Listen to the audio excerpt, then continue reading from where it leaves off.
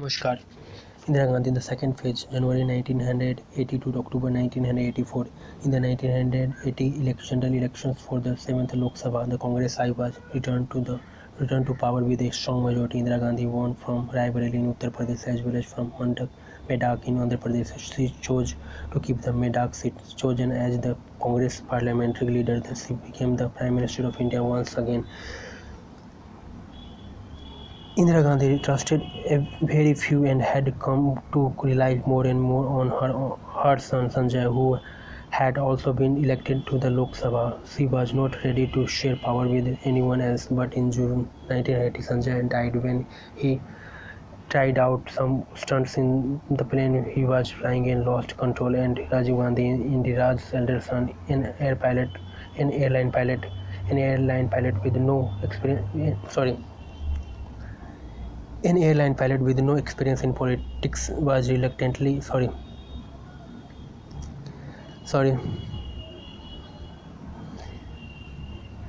An airline pilot with no experience in politics was reluctantly forced into politics. Soon enough, he was elected for Amethi from.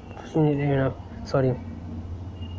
airline pilot with no experience in politics was reluctantly forced into politics. Soon enough, he was elected from Amethi to the Lok Sabha, and most people knew he was their apparent to the Congress leadership economy. Indira Gandhi paid immediate attention to the economy. The Janata sixth five-year plan was curtailed, and a new sixth five-year plan 1980 to 1985 was launched. The objectives of the new sixth five-year plan were mainly focused on increasing growth and industrialization and reducing poverty and unemployment. There was to be promotion of efficiency in the use of resources and improved productivity, besides the strengthening of the impulses of the modernization for the achievement of economic and technological self-reliance. A minimum needs program was envisaged for the economically underprivileged, designed to ensure that all parts of the country attained within a prescribed period nationally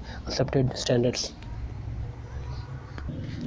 The Integrated Rural Development Program (IRDP) was launched on October 2, 1980 all over the country. The National Rural Employment Program (NREP), launched in October 1980, became a regular program under the plan from April 1981. The National Bank for Agriculture and Rural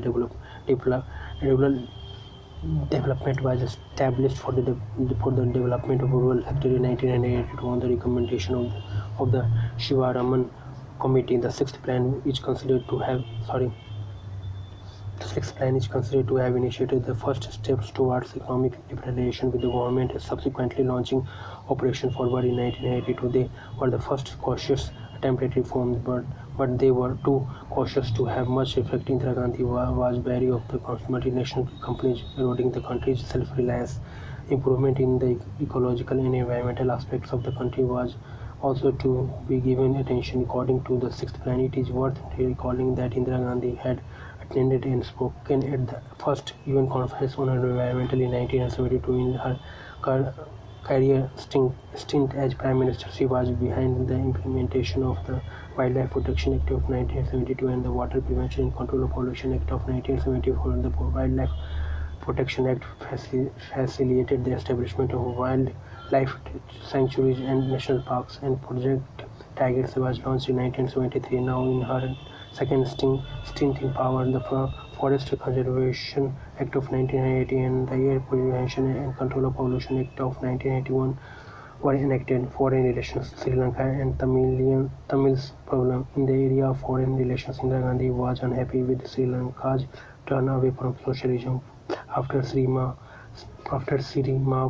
Bandaranaike lost power to J.R. Jayawardene, who Indira Gandhi felt was a puppet of the West, though it is alleged that India under Indira supported LTTE militants in the late 1980s to pressurize Jayawardene to be sensitive of Indian interests. The Indian Prime Minister refused demands that India attacked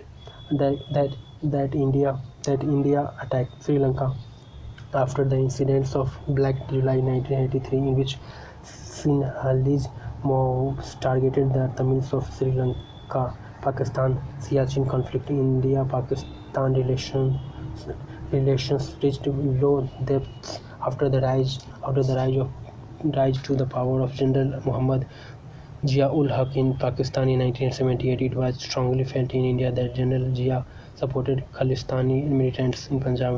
In 1984, there were military skirmishes on the border. In the end, it became a conflict over the Siachen Glacier lying between the Saltoro Ridge line to the west and the main Karakoram Range to the east in the Himalayas, located in the disputed Kashmir region. It is claimed by India and Pakistan. The water melting of the glacier ultimately fed the Indus, crucial to both countries. The roots of the conflict lies in the lack of proper demarcation of the territory on the map. Beyond the map coordinate known as NJ9842 before 1984 for 19 before sorry before 1980 sorry before 1984 before 1988 1984 before 1984 before 1984 before 1984 neither India nor Pakistan had any permanent sorry before 1984 neither India nor Pakistan had any permanent presence in the area.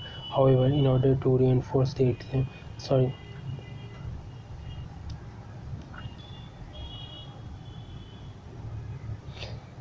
Before 1984, neither India nor Pakistan had any permanent presence in the area. However, in order to reinforce their claim on the area, the Pakistanis encouraged expeditions to the glacier on the basis of permits given by the government. Becoming aware of this in about 1978, an Indian Army expedition was also sent to Teram Kangri Peaks as a counter exercise to free the glacier from Pakistani domination. The Indian Armed Forces launched Operation Meghdoot in April 1984, and Siachen became the world's largest battlefield. India was victorious in the conflict. Two passes, namely Siala and Bilfond La, were secured by India, while Pakistan retained control of the Gyong La Pass non-aligned movement. Under Indira Gandhi, India reasserted its prominence in the non-aligned movement. India hosted the 1983 summit of NAM at Delhi, and thus Indira Gandhi became its chairperson. She brought attention to bear on the relationship between disarmament and economic development. She actively worked to project the need for a new international economic order that would be of benefit to the developing countries. Unrest in states political and communal right sorry Unrest in states political and communal tensions rose in many parts of India during the second term of Indira Gandhi as Prime Minister. Naxalites were once again active in the tribal areas of Andhra Pradesh. There was a movement for separate statehood in Jharkhand region, which was then a part of Bihar. Less intense but very much present were movements for separate states in Madhya Pradesh and Uttar Pradesh. In Nagaland, militancy reared its head again with Muiwa setting up the National Socialist Council of Nagaland (NSC), and with ideas of separating from India, and to that end working with separatists from Kashmir and Sikh militants. There were also movements for greater autonomy for states, even if these states did not desire to leave the Union of India. The most serious disturbance was in Assam with the growth of the All Assam Students Union, which wanted the Bengalis out of the state in fear of being culturally dominated. In Andhra Pradesh, a new political party under the aegis of N.T. Rama Rao, a very popular film star, was formed in 1982. The Telugu Desam Party spoke for the self-respect of the Telugu-speaking people, and his party came to power in the state elections at the end of the year. Punjab turmoil and Operation Blue Star. In political, sorry, the political, term, sorry. The political turmoil was great in Punjab, with strong communal overtones to it. In fact, there were many strands in the turmoil. There was the strident demand for greater autonomy. Many Sikhs increasingly saw themselves in terms of their separate religion and resented that a Sikh political party, the Akalis, could not rule the state on its own free on central interference. They had waited for a long time to get a state of their own, but Chandigarh was still a shared territory with Haryana. There was trouble over sharing of river water as well. In 1973, the Akalis had brought out the Anandpur resolution that on one level just demanded greater autonomy, as did all states on another level. By using the term Sikh nation, it lent itself to the interpretation of separation from the Indian Union. The Khalis opposed the Nirankari Sikhs whom they called heretics. It was in this context that Jarnail Singh Bhindran Bhindranwale rose to prominence as a priest and head of the the Dam head of the Damdami Taksal. He spoke vehemently against the Nirankaris, but he also orated against being slaves in independent India and mocked at Hindus as well as the modern Sikh. It has been said that Bhandranwale had been encouraged and built up by the Congress as a counterpoise to the Khalis. If so, he became a Frankenstein monster and very soon broke free to create an independent image of himself. He attracted a large number of followers. In 1980, the Khalis suffered a blow when they were dismissed from power in the state and the Congress came to power. The impetus to form a state free of India was given mainly by Sikhs in England, US and Canada. In June 1980, a group of students meeting at the Golden Temple at Amritsar declared the formation of an independent Sikh republic, Khalistan. Its president was to be Jagjit Singh Chauhan from London. The situation became worse and worse, with Bhindranwale gaining greater power and suspected to be behind several assassinations of prominent men, including the Nirankari leaders. The government proved ineffective in bringing him to book in an effort to build to in an effort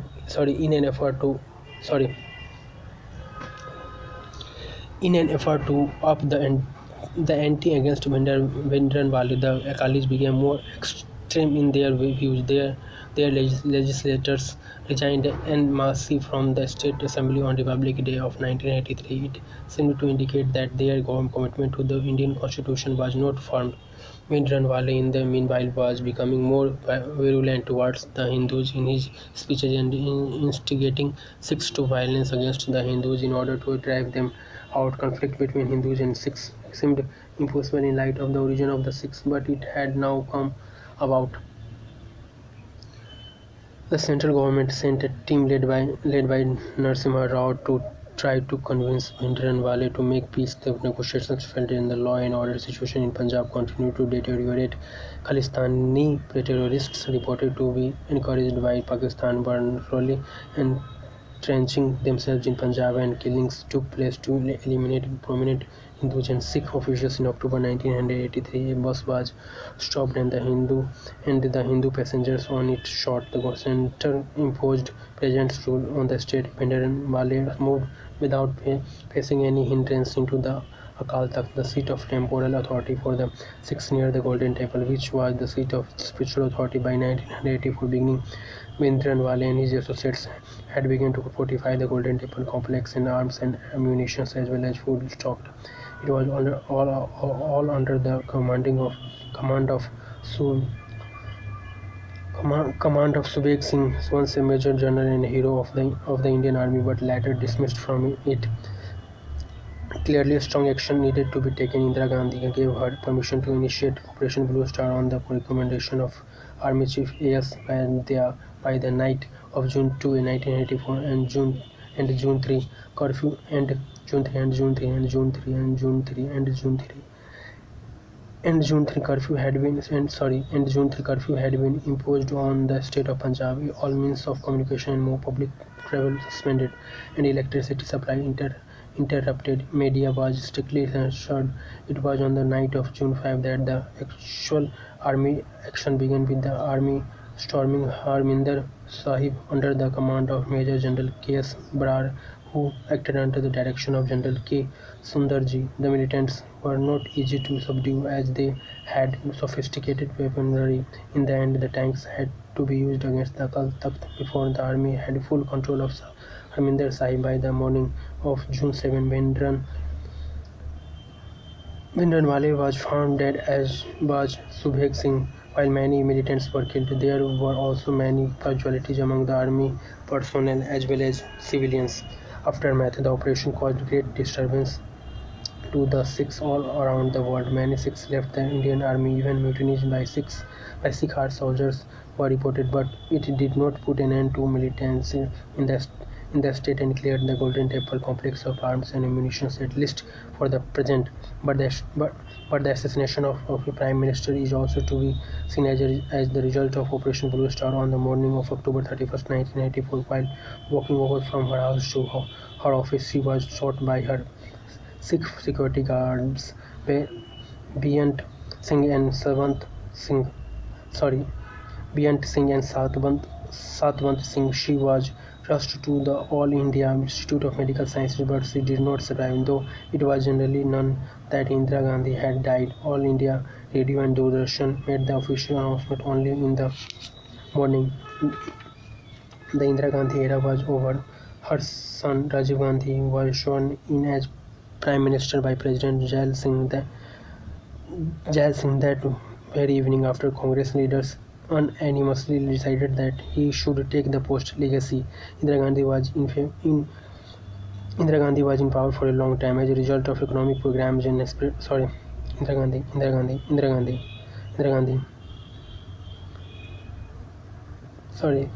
Gandhi was in power for a long time as a result of economic programs and spirit of education. The middle social castes and classes, as well as the lower classes were asserting themselves, and there was a growth in the middle classes in urban India. One consequence of the changing social situation was widespread social unrest. There were caste clashes as well as criminal violence. Though Though Indira Gandhi was liberal-minded and not discriminatory as a political leader, there was a deterioration in values of democracy in her time. Indira Gandhi's style of functioning began with a reliance on the Prime Minister's secretariat formed of persons she could trust, but who were also of indubitable integrity and intellect, but went on to depend more and more on her son and a small coterie. And a small coterie. It was the same at the party level. Fearing competitive power centers, she weakened the Congress party structure.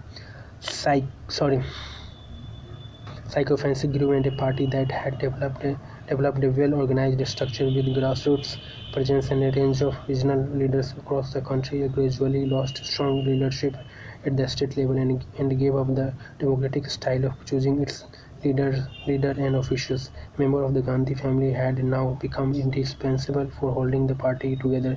Ideology was no longer the basis of politics, and this was true of other political parties as well. Corruption spread, and the state pressures was more and more manipulated by the powerful for personal gain. Indira Gandhi's grit and decisiveness in the face of external aggression, however, was exemplary. She showed that India was not to be bullied and brought the country to prominence in the world map. धन्यवाद. Thank you so much.